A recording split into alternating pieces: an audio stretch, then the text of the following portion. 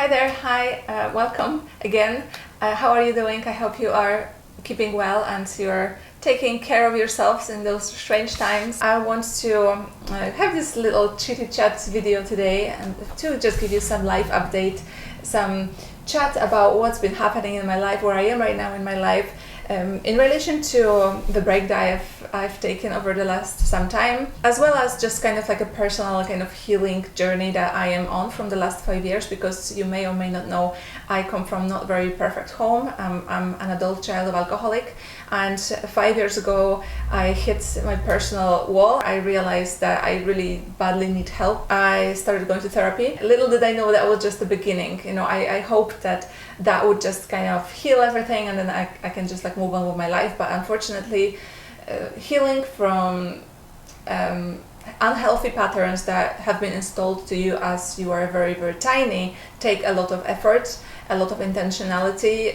It takes 100% of your commitment, and when I was starting, I never imagined that it will take that much effort. Don't get me wrong, it's all worth it, but it's like a story behind a story, you know, like it's behind your daily life, it's behind all my videos, behind all my work, my full-time work I have other than YouTube. I spend a lot of intensive time working on myself. So I just want to give you a bit of an update, because I also know that these days a lot of people are facing their own childhood traumas. People are signing up for therapists, people going to psychologists. This is no longer a taboo topic, and I just love that people are working on their emotions, working on themselves, and I cheer for everyone, and I just want to tell you guys I am on that journey with you. And I still haven't figured everything out, but I just want to give you an update where I am right now in that journey. The problem with growing up in a family where there is substance abuse is that both parents are too focused on their own stuff and they don't see the children. Your parents are supposed to be your mirror of emotions, of your sense of self, of your self-esteem. This is the first encounter in a world that helps you to define who you are and understand your boundaries.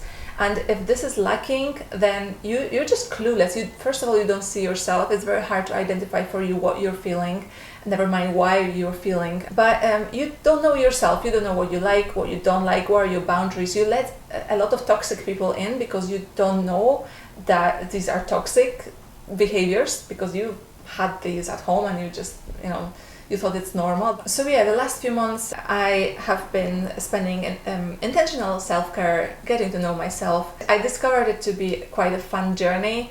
I've let myself play with clothes, with jewelry, and I discovered I love sparkly things. I loved to get that color analysis from my clothing. Now I love my wardrobe. I love dressing up in the morning. I started noticing what kind of people I like to be around. I love people of principle. I like people with strong values, who have integrity, who have depth within them, and I started intentionally surrounding myself with those kind of people. I started nurturing my sense of aesthetics, my creativity, my money management skills. I really enjoy managing assets, right? Managing money, if it makes sense, and making money as well. But those little things, that you should kind of have a sense of it much earlier in life, and I feel like I'm only starting to get to know myself on all those levels now. 5 years ago, I thought constant emotional pain is normal.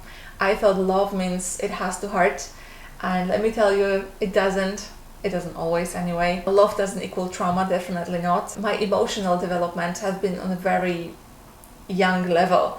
And I have worked with a coach to develop that side of me.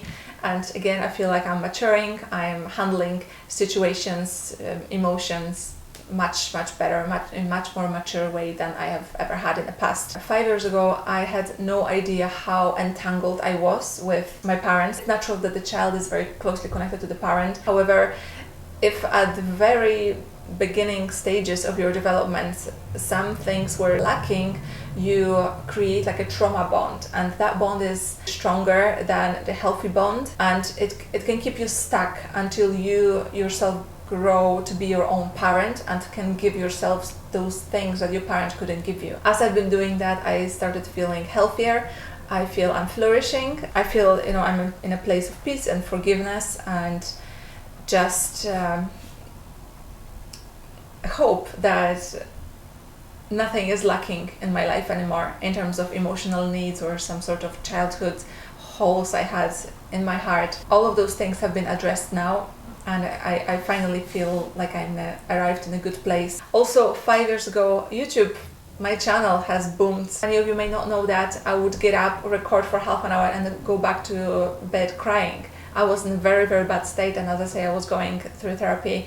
At that time, I spent a lot of time at home, and I really didn't feel like going out or meeting with people. So I would just sit in front of camera and record, and that's when many of you started coming to my channel and started to get to know me. That was such a surprise, and I've never expected it. The wise book says, if you sow in your tears, you will reap in joy, and I cannot agree with this more. I am very, very happy that I didn't stop recording even at the difficult moment. My favorite victory is that I finally know deep down that I am no one's savior, and I don't need to rescue anybody, and I don't need to enter any relationships that I feel like the person needs help, because unfortunately that's the setup that you have in your mind if you grew up in a dysfunctional home. I still attract toxic people because I still have traits that are attractive to narcissists, right? But I have become a narcissistic nightmare because I'm still empathetic, and those things didn't change. So narcissists think that I am a really good source, but once they come close enough, I can snatch it really quickly. I've seen it a few times happening, and it's weirdly satisfying to see very confused narcissists that are so surprised that you actually do have boundaries, and they thought they have this juicy supply in you, but actually they have to now run for their lives because they are running low on their supply. So if you've ever had the narcissistic abuse, then you're welcome. Few narcissists got kicked their ass because they came too close to me. I'm still a little bit of a workaholic. I can pour myself a little bit too much into work or working out or any activity or anything that I'm doing, so I need to be a little bit careful with this. I'm prioritizing things that matter to me.